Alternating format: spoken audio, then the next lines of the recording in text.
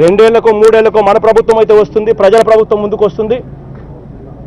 మన ప్రభుత్వంలో పూర్తిగా మద్యాన్ని నిషేధిస్తాం అని చెప్పి గట్టిగా కూడా చెప్తా ఉన్నాం. జగన్కి మీరు ఒక్కసారి అవకాశం ఇమ్మని ఆ బిడ్డను దీవించమని అడుగుతా ఉన్నా. ఆ జగన్నే గెలిపించమని నేను ప్రజలందరినీ కూడా కోరుతా ఉన్నా. అక్క మన గుర్తు ఫ్యానక్క, అవ్వా మన గుర్తు ఫ్యాను, ఇక్కడ మన గుర్తు ఫ్యాన్, అవ్వా ఫ్యాన్ గుర్తు తాత. నమస్కారం అండి, దిస్ ఇస్ #you. 3,000 కోట్ల నుంచి 4,000 కోట్ల దాకా దేకిన లిక్కర్ కుంభకోణం. 30,000 మంది ప్రాణాలు కోల్పోయారు. 5 లక్షల మంది లివర్ వ్యాధి, నర్వస్ వీక్నెస్తో సఫర్ అవుతున్నారు. ఇది ఆంధ్రప్రదేశ్లో 2019 నుంచి 2024 దాకా జగన్మోహన్ రెడ్డి అండ్ కో చేసిన అరాచకం. మనం అబ్జర్వ్ చేస్తే 2019 ఎన్నికల కంటే ముందు అక్క చెల్లెములందరికీ మాటిస్తున్నాను, మద్యపాన నిషేధం చేస్తాను అని చెప్పి జగన్మోహన్ రెడ్డి ఇచ్చిన ఫేక్ బేక్ ప్రామిస్ పెట్టుకుని జనాలు నమ్మి ఒక్కసారి ఛాన్స్ ఇచ్చి చూద్దాం ఈ యువకుడికి అని చెప్పి ఓటేస్తే ఏమైంది? 5 లక్షల మంది సఫరర్స్, 30,000 మందికి పైగా ప్రాణాలు కోల్పోయారు. అండ్ ముడుపులు, కేవలం ముడుపుల యుద్ధంలో 4,000 కోట్లు సంపాదించారు.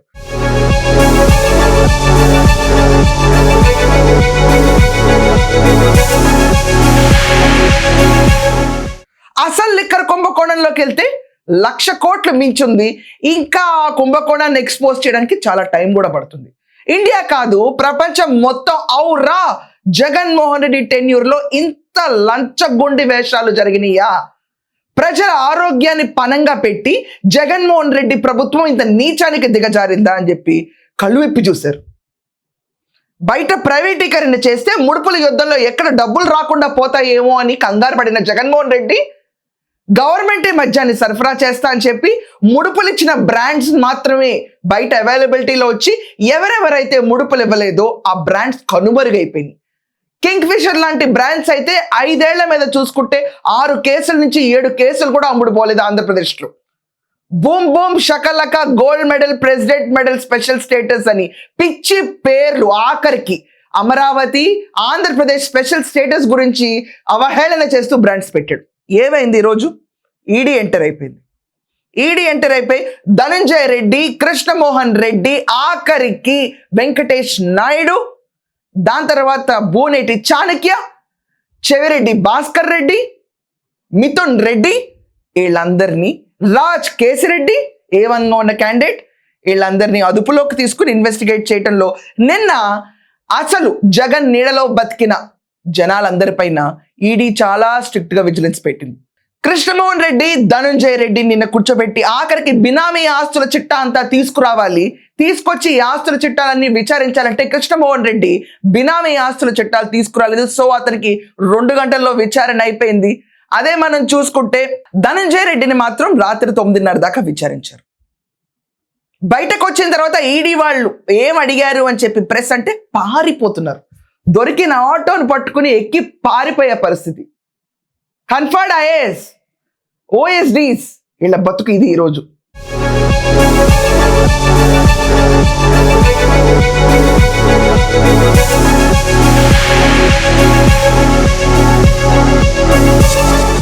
ప్రెస్ని చూసినా, జనాలు చూసినా పారిపోవటమే పనిగా పెట్టుకుని పారిపోవటం.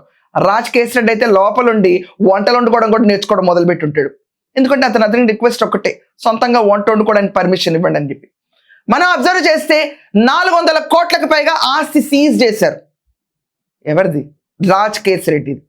జగన్మోహన్ రెడ్డికి తెలిసిన ముడుపుల యుద్ధం 3,000 కోట్లు, రాజ్ కేసిరెడ్డి పర్సనల్గా సంపాదించుకున్న ఆస్తులు 2,000 కోట్లు. ఇది ఆంధ్రప్రదేశ్లో జగన్మోహన్ రెడ్డి అండ్ కో ఆడిన పేకాట.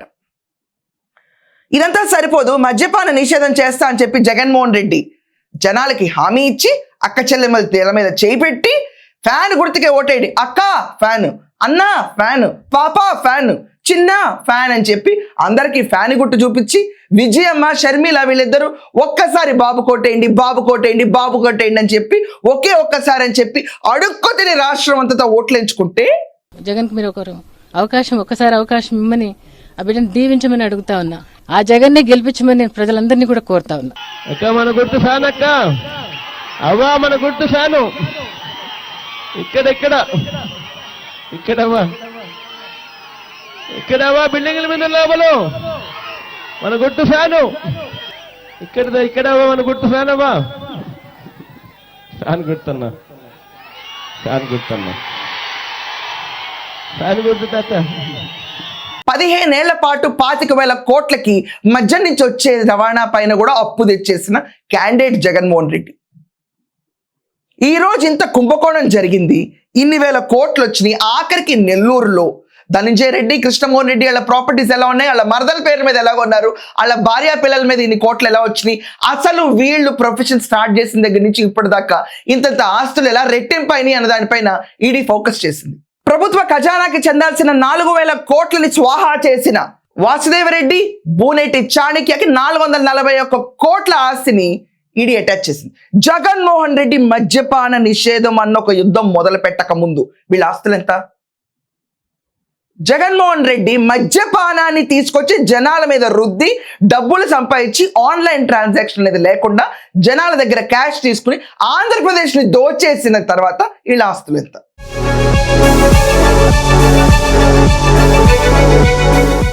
వినేవాళ్ళకన్నా సిగ్గుండాలి మనం ఇలాంటి వాళ్ళని నమ్మి ఓట్లేస్తామని. నిజంగా ఏమైపోయింది మన తెలివితేటలన్నీ? ఈరోజు ఈడీ అటాచ్ చేసిన తర్వాత సమాధానం జగన్మోహన్ రెడ్డి ఏం చెప్తాడు? దీనికి 30,000 మంది చావులకు సమాధానం జగన్మోహన్ రెడ్డి దగ్గర ఉందా? 5 లక్షల మంది లివర్ అండ్ న్యూరలాజికల్ ఇష్యూస్తో సఫర్ అవుతున్న వాళ్ళ గురించి సమాధానం ఉందా? ఆఖరికి ఒక లేడీ వచ్చిన ఆర్టికల్ నాకు ఇంకా గుర్తు. మా భర్త చనిపోయాడు కల్తీ మద్యం తాగి, మా కొడుకు చనిపోయాడు, ఆ అప్పులు కట్టడానికి బడ్డీ కొట్టు పెట్టుకుని నేను నడుపుతూ ఈరోజు అప్పులు కట్టుకుంటాను తప్ప నాకు దిక్కు దివాణ లేకుండా చేసింది జగన్మోహన్ రెడ్డి ప్రభుత్వం అని కన్నీరు మున్నీరై ఏడ్చిన సంఘటన. ఏమంటారు ఈ పైశాచికత్వాన్ని? వేయండి డాన్సులు, కట్టండి కటౌట్లు, పెట్టండి డీజేలు, జల్లండి పూలు. ఇదా చివరికి?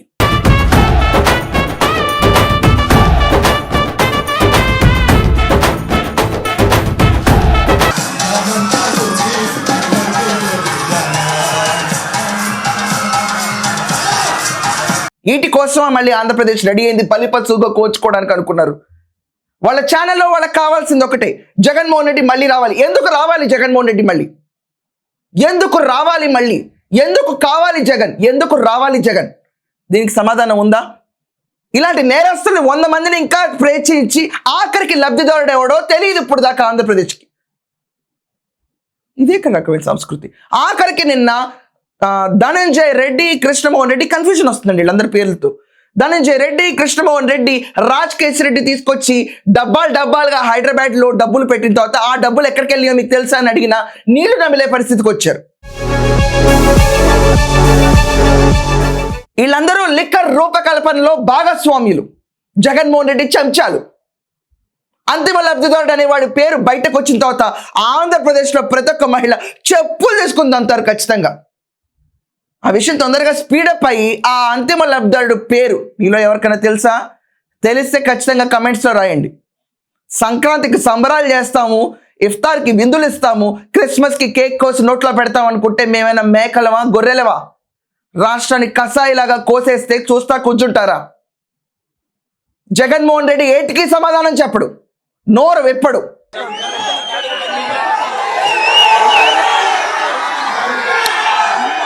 మేం మద్యం సరఫరా చేస్తే కల్తీ ఎలా జరుగుతుందని విర్రవీగుతాడు. మరి దీనికి సమాధానం ఏంటి జగన్? నీకు అత్యంత సన్నిహితుడైన రాజ్ రెడ్డికి 2,000 కోట్ల ఆస్తి ఎక్కడి నుంచి వచ్చింది జగన్? నీ కింద పనిచేసిన Krishnamohan Reddy, officer on special duty Dhananjaya Reddy, వీళ్ళందరికీ ఇన్ని వేల కోట్ల ఆస్తులు ఎక్కడి నుంచి వచ్చినాయి జగన్?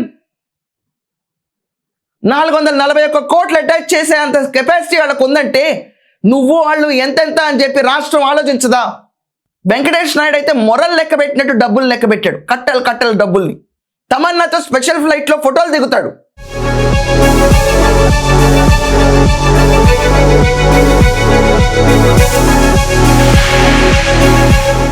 ఒక్కొక్కడు చిన్నట్టు మనిషి కూడా పెద్దగా ఎదిగిపోయాడు. At the cost of 30,000 deaths, 5 lakh people suffering from neurological and liver problems. ఇది ఒక పైశాచికత్వం, ఇది ఒక సైకోయిజం. ఇది జనాల పైన పడి దోచుకుంటాం, ఎవరేం అడుగుతారన్న విర్రవీగుడుతాను. అంతిమ లబ్ధిదారుడు పేరు బయటకు వచ్చిన తర్వాత ఎన్నికల్లో పోటీ చేసే సత్తా ఒకవేళ పొలిటీషియన్ అయి ఉంటే ఆ అంతిమ లబ్ధిదారుడికి ఉంటుందా? ధైర్యం ఉంటుందా?